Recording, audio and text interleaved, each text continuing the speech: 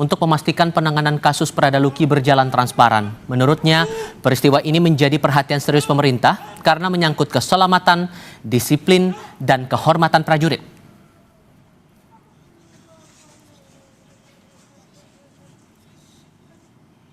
Via pesan tertulis, Menko Polhukam Budi Gunawan menyatakan pemerintah memastikan bahwa proses hukum dilakukan secara transparan, objektif, dan sesuai prosedur peradilan militer yang berlaku.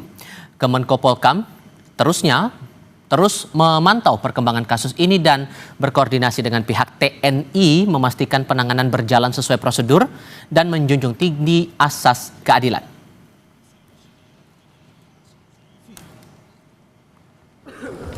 Ketua DPR RI Puan Maharani meminta proses hukum terhadap 20 tersangka kasus dugaan penganiayaan yang menewaskan Prada Luki Syafril Saputra Namo diusut secara adil dan tuntas. Puan menekankan perlunya evaluasi menyeluruh agar peristiwa serupa tidak terulang pada masa mendatang. Ia juga mendorong evaluasi mekanisme pembinaan di lingkungan TNI.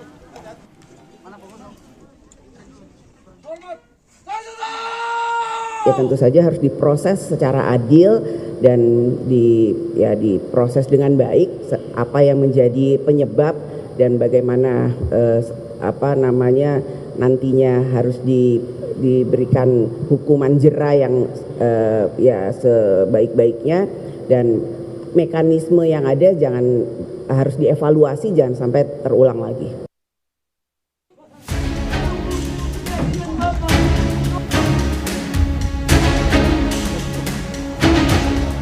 Tangis histeris Sepriana Paulina Merpey, ibunda Prada Luki Namo, pecah saat Pangdam 9 Udayana, Maijen TNI Piek Budiakto, tiba di kediamannya di Kupang, Nusa Tenggara Timur. Sambil bersujud, Sepriana memohon agar kasus dugaan penganiayaan yang menewaskan putranya dapat diusut hingga tuntas. Hingga kini 20 anggota TNI telah ditetapkan sebagai tersangka dugaan penganiayaan yang menewaskan Prada Luki Namo. Terkait peran dari satu perwira TNI yang juga menjadi tersangka, Kepala Dinas Penerangan TNI Angkatan Darat Kadispenat Brigjen TNI Wahyu Yudayana menyatakan masih mendalami perannya. Apakah berkaitan dengan pengawasan atau soal perizinan?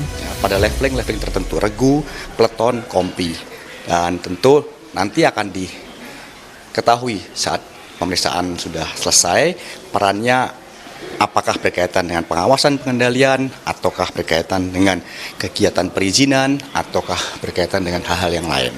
Sehingga sekali lagi itu masih dalam proses. Kasus yang menewaskan Prada Luki Namo menjadi sorotan ketika dugaan penganiayaan terjadi di Asrama Batalion Nagekeo, Nusa Tenggara Timur. Direktur Eksekutif Amnesty International Indonesia, Usman Hamid menilai penyidikan kasus ini harus melibatkan pihak eksternal agar penanganannya bisa berjalan secara objektif dan transparan.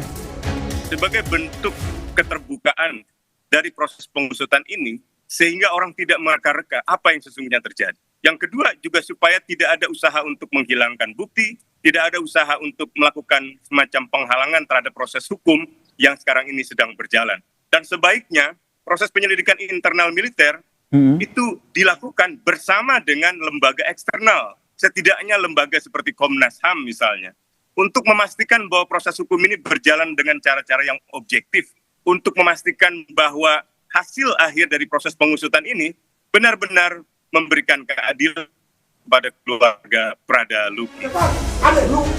Meski 20 orang sudah ditetapkan sebagai tersangka, keluarga Prada Luki meminta agar penanganan kasus ini dapat berlangsung transparan. Kakak kandung Prada Luki, Novilda Luciana Hetinina Namo, meminta agar para pelaku dapat dihukum secara adil tanpa ada pihak yang melindungi.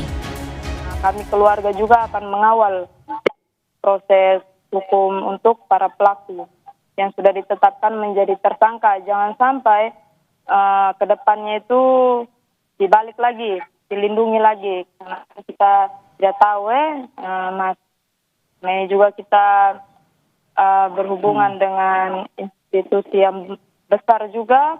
Jadi ya saya berharap pihak TNI bisa memproses secara terang-terangan karena ini menyangkut nyawa. Mungkin yang lain bisa diam, tetapi saya punya mama terutama kami tidak bisa diam.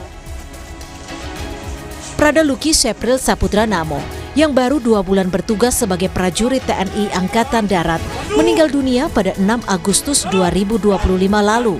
Prada Luki diduga tewas akibat dianiaya seniornya di asrama Batalion Nagekeo, Nusa Tenggara Timur. Meski sempat mendapatkan perawatan medis selama 4 hari di RSUD Air Ramo, nyawa Prada Luki tidak terselamatkan. Tim Liputan, Kompas TV.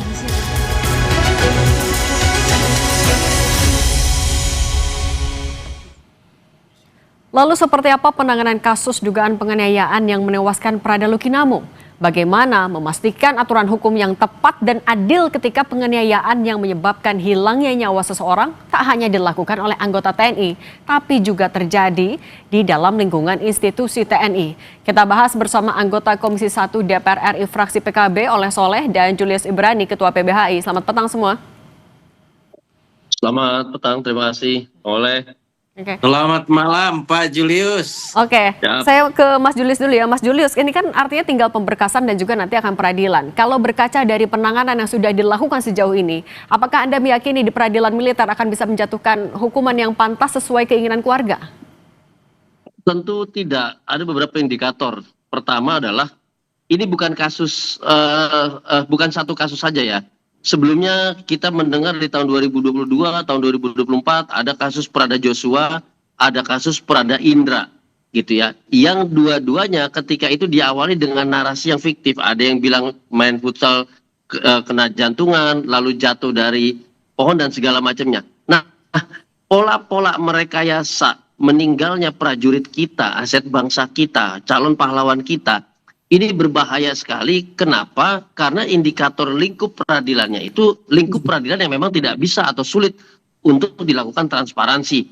Kenapa? Karena ini peradilan militer, di mana unsur komando masih ada di dalam penanganannya. Jadi kalau dari awalnya saja, dari hulunya saja sudah tergambarkan, terkonsep seperti ini secara regulasi, maka sulit untuk mengharapkan keadilan di belakang.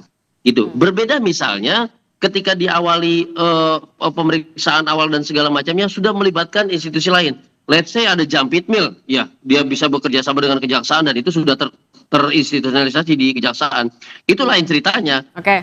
Pasti keterbukaannya dan juga keterlibatan pihak eksternalnya itu terjamin.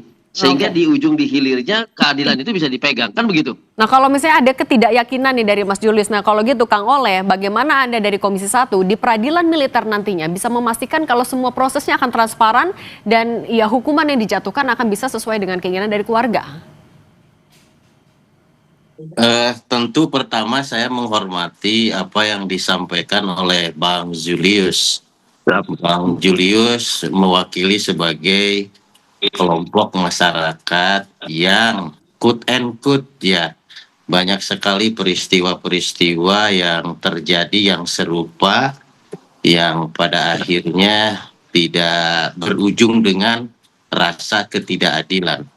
Namun demikian ini TNI makin hari bertransformasi dan bagaimana juga TNI melakukan perbaikan-perbaikan baik ke dalam maupun ke luar. Nah, kalau dilihat Prada Luki, kita bisa menghormati dan tentunya juga bisa mengapresiasi sekaligus memberikan sebuah satu dorongan, dukungan, kepercayaan pada TNI untuk mengusut secara tuntas dengan setransparan-transparannya. Nah itu seperti apa Kita dukungannya Pak? melihat bahwa transparannya TNI sekarang sudah mulai kelihatan. Ada 20 orang terlibat dan hari ini kemarin 4 ditetapkan tersangka. Kemudian maju lagi hari ini sudah naik lagi 20 tersangka. Artinya ada itikat baik dari TNI. Mendengar betul dan merasakan betul perasaan keluarga korban itu sendiri. Oke, Nah, Kang. kami DPR merekomendasikan bahwasanya bagaimana ini menjadi alarm Prada Luki ini, kematian Prada Luki itu menjadi alarm untuk apa? Pertama, mengevaluasi SOP. Kalaulah perpeloncoan tadi yang berita-berita sebelumnya menyampaikan, apakah perlu, kalau memang misal masih perlu, apakah bisa dipukul rata semua daerah? Oke. Karena memang daerah Jabar, daerah Sulawesi, daerah Papua, daerah NTT kan berbeda-beda. Sehingga Oke. emosionalnya juga berbeda-beda. Oke. Nah, ini perlu tinjauan secara khusus terhadap SOP. Yang kedua, Oke, perlu ada efek jera. Nah, oke. Karena SOP yang bagus tanpa ada efek jera terhadap pelaku yang sama, rasa-rasanya SOP apapun tidak akan berhasil. Oke, Nah, oleh ini sebab untuk itu SOP rekomendasi kami untuk efek adalah jera itu. Oke, kita tanya dulu ke Mas Julius. Mas Julius, nah dengan ya tadi berbagai catatan yang juga sudah disampaikan oleh Kang Oleh Soleh, memastikan lagi transparansinya di sebuah peradilan militer. Kalau lembaga eksternal harus memang turun di situ untuk mengawalnya, siapa saja yang bisa? Oh, tentu di sini yang satu jadi indikator dengan kasus-kasus lainnya, kami selalu lihat ada keterlibatan senior atau pimpinan atau perwira, selalu seperti itu. Gitu. Di dalam institusi yang memiliki garis komando yang kuat, pemeriksaan antara perwira dan juga prajurit ini selalu mengalami ketimpangan dan perbedaan. Kalau sudah terstruktur seperti ini, maka paling tidak dia harus melibatkan Komnas HAM di situ. Itu satu, penting. Yang kedua, dia melibatkan akademisi yang memang memahami, kalau tadi Bang Oleh Soleh cerita tentang kultur, maka dia memahami kultur atau budaya di dalam TNI kita, memahami struktur di dalam TNI kita, termasuk apabila terjadi kekerasan-kekerasan di dalam pendidikan, di dalam barak militer dan segala macamnya. Sehingga perspektifnya itu menjadi lengkap. Nah, kelengkapan perspektif inilah jaminan bahwa keadilan itu akan terpenuhi.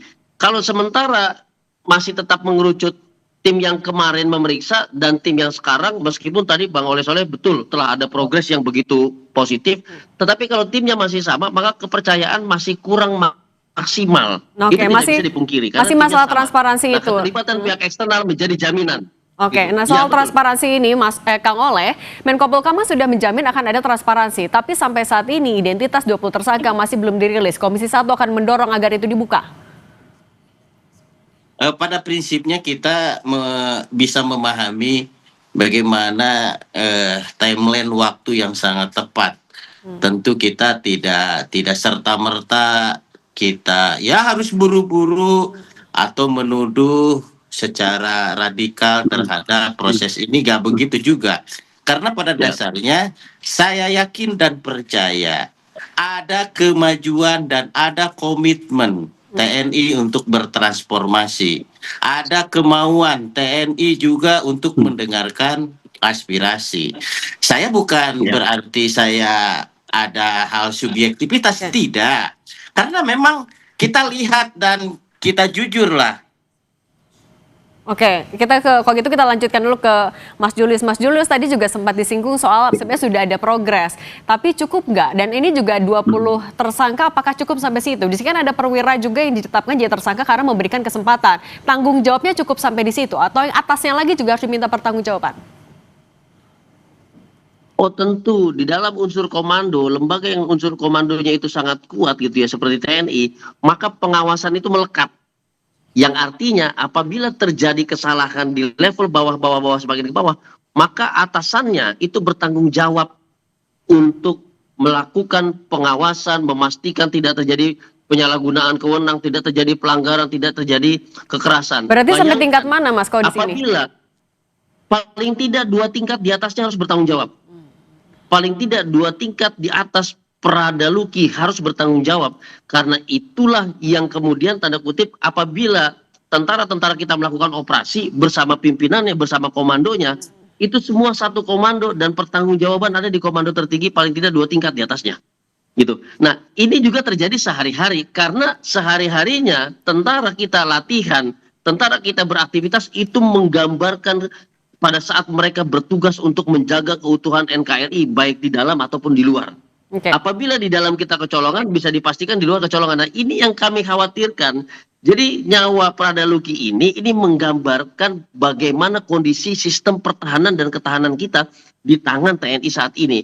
Apabila ini tidak dapat diberesi secara transparan, kita tidak melihat bagaimana perbaikan sistemnya, perbaikan strukturnya, perbaikan kultur. Kekerasan itu paling penting, termasuk perbaikan sistem peradilan yang masih di bawah Undang-Undang 3197 yang sudah sangat kadaluarsa itu. Ini juga belum bisa menjamin tidak terulang kembali gitu. Oke, transparansi itu yang terus ditekankan juga oleh keluarga dari korban. Mas Julius dan juga Kang Oleh Soleh, terima kasih sudah berbagi bersama kami di Kompas Petang. Sehat selalu semuanya. Selamat, terima kasih. Sehat selalu.